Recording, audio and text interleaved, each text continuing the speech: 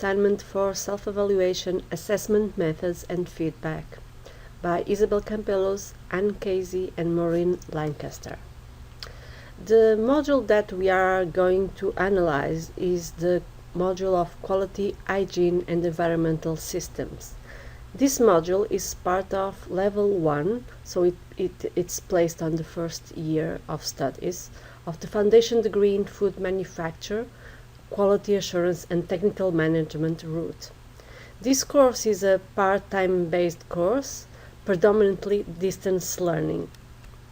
Our students range in ages from 18 to 42 years old. Currently we have a cohort of 40 students that are full-time employed in the food industry. These students have come to us through different entry routes. They can have had their A-levels, they can have entered through vocational or A-level equivalent routes, and in these two cases it might happen that they haven't sat exams recently, so the habits of study are long in the past.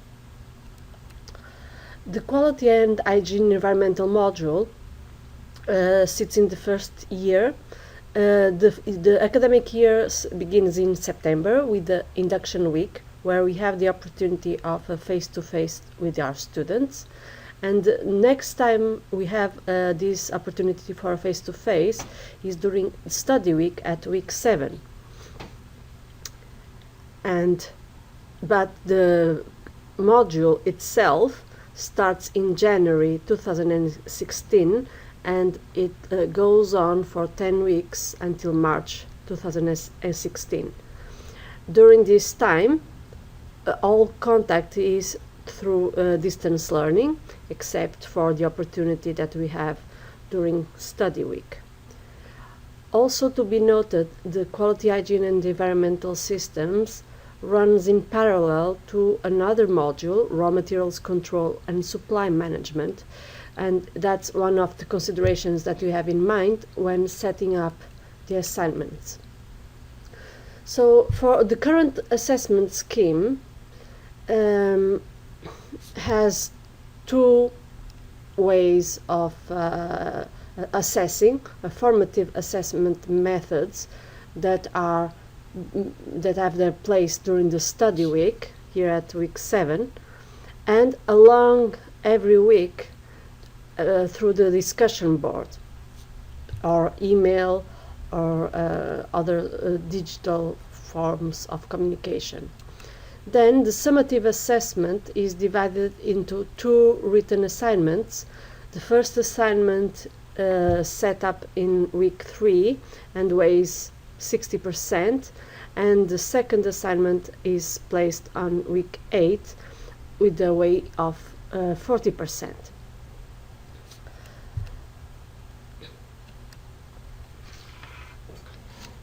Looking at the current assessment scheme for this module, the current scheme is designed to be sensitive to the time constraints of a full-time employed student who may be juggling shift patterns and study.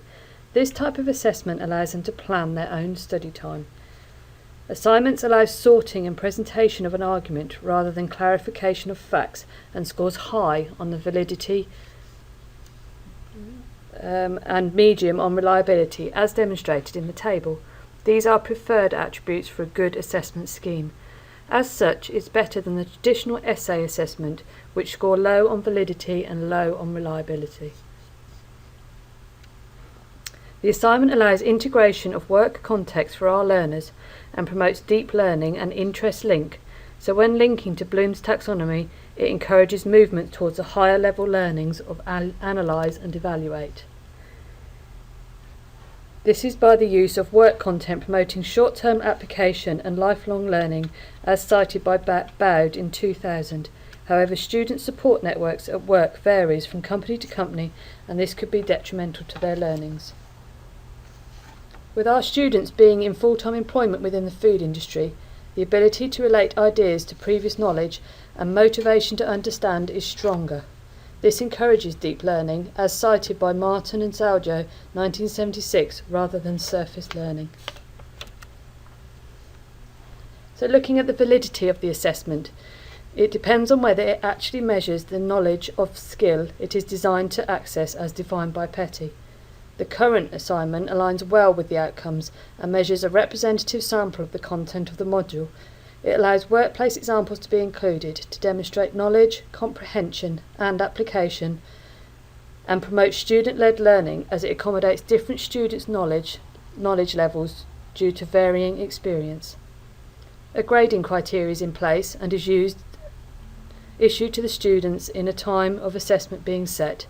This details the breakdown of the banded grades for the assignment and helps to support the student to achieve. Plagiarism is monitored via Turnitin and complemented by the encouragement of the addition of work-based examples alongside module content. This allows bespoke assignments to be created.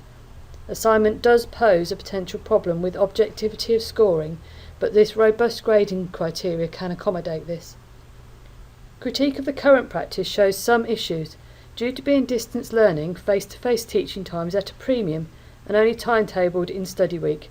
However, there are opportunities for the students to come to campus when they are able. This means that the formative assessment is weak and this module relies upon the summative assessment only. Assessment in the module are both written assignments. Although assignment has benefits in this situation, as discussed, this may disadvantage some students with poor writing skills as there is no variation and this is backed up by race. Long written assignments may be alien and not the norm at work, however the other methods are less suitable. Another disadvantage is the quantity of marking for the lecturer. This will only increase as student numbers increase and assignments require detailed reading to grade accurately. However, the grading criteria used ensures that when assessing, the same criteria are viewed, and this increases the validity and the reliability. Also, the use of second marking is employed currently to boost the validity and reliability when assessing students to ensure similar grades are being awarded. The use of second marking in the grading system is becoming more relevant now that the numbers are increasing and marking may be outsourced to the principal lecturer. This is to ensure that it is fair on all students, as grading will be assessed to the same standards by whoever marks it. This also allows auditing to be easier when monitoring marking and grading. The current methods of feedback utilised are predominantly electronic, posted on Blackboard. This is driven by constraints imposed by distance learning. An oral summary is provided on Turnitin, designed to personalise this feedback. This poses a challenge to current practice since, whilst not discounting the other options, face-to-face is the most potent form of feedback as stated by Phil Race of 2007 and the NUS Charter of 2010. This is available in study week or ad hoc at the request of the student at a time suitable to them. This oral feedback is available by phone, subject to the availability, to allow discussion between tutor and student on specific concerns. Deadlines for feedback are detailed to each student to ensure timely communication. This is visible to the student in the scheme of work. We follow current university guidelines on feedback. Individual and personal feedback is archived on Blackboard and is thus easily accessible for future reference. In addition, feedback is given on the draft submissions of the first assessment to give students a very early benchmark of course expectations. Race and the NUS Charter, as mentioned earlier, on assessment and feedback supports that formative assessment should be used throughout the programme. They also advocate that face-to-face is offered for at least the first piece of assessment each academic year. This option is currently not scheduled as study week is prior to feedback deadline, as you can see on the graph. If feedback was scheduled during study week, this not only permits a face-to-face opportunity, but also allows students to take account of feedback prior to submission of assessment 2. Feedback should be marked, grade and comments as cited in Rees and Walker, and this again is our good practice. Submission of work is allowed, resubmission of work is allowed, as Bowd and Sadler say. This promotes the feedback loop and encourages students to improve their work based on the feedback. Petty found that if the feedback is delivered by the medal and mission statement, this will promote action from the students as to what is needed to improve their performance. Challenges of current feedback scheme. As a summary, as a result of the distance learning, there is limited face-to-face. Yet, where opportunities are available, they are not being exploited. Feedback reaction and potential benefits are unable to be assessed by the tutor at the time of feedback, as using written feedback, as stated earlier, face-to-face is the most potent form of feedback, so follow up with face-to-face and also clear lines of communication available and utilised. In the current schedule, timing of feedback is the week after the second assessment has just been set. This provides little time to take on board the feedback and turn it into action. Written feedback precludes the additional communication and reinforcement benefits offered by face-to-face. Much can be gained in assessing students' comprehension through witnessing student reaction to feedback, for example. Electronic feedback has its benefits, as the record of feedback is equally as important as the content, as cited in the Sheffield Hallam paper of 2010. It found that students benefit from the release and store of feedback on Blackboard and regard this electronic version as the hub of learning. As the learning materials are in this form too, it reinforces the relevance of this medium for assessment and feedback. Also, electronic feedback release is fair as all students receive it at the same time. This can then be accessed at a time and a place that is suitable for them, which is not governed by timetable or being on campus. Technology Feedback Action cites Price and O'Donovan of 2008, who suggest that receiving feedback when emotionally ready, as well as a place of own choice, does encourage student engagement. So, reflecting on the current practice, the assessment scheme could be modified to allow improvements in student feedback and application to subsequent assignments by the restructure of the assignments to include a mark for continuous assessment at 10%. This would include discussion board participation, activities and quizzes, allowing greater formative assessment. As these contribute to the final grade for the module, the students are encouraged to fully participate in these activities. The continuous assessment also promotes student engagement through use of the discussion board and sharing of learning. This enhances the student experience. Ray states it is often the more intimate context of small groups that the making sense side of learning really gets going. This is something we need to encourage with our distance learning students. This is also supported by Marriott and Lau 2008 and cited by Miller, Imrie and Cox 1998, who agree that these continuous assessment methods, such as e-assessments delivered via Blackboard or a VLE, increase student engagement. Wilson et al. 2011 also found that using computer-administrated multi-choice questions as formative assessment has a positive impact on student performance. The other recommendations are modifying the weighting of the assessment to make the second assessment a higher weighting and therefore allow more learning to be applied in a timely manner. This may enhance student learning and allows feedback to be gained prior to the second assessment, which is not possible in the current format, and also face-to-face feedback in study week, as backed up by Sadler in 1989, that students benefit from timely face-to-face feedback. Group learning has never been more important as it is now, and this allows student-led learning and can minimise the possible effects of feeling isolated, as stated by Race. This is addressed by the study week falling after the first feedback and before the second assignment.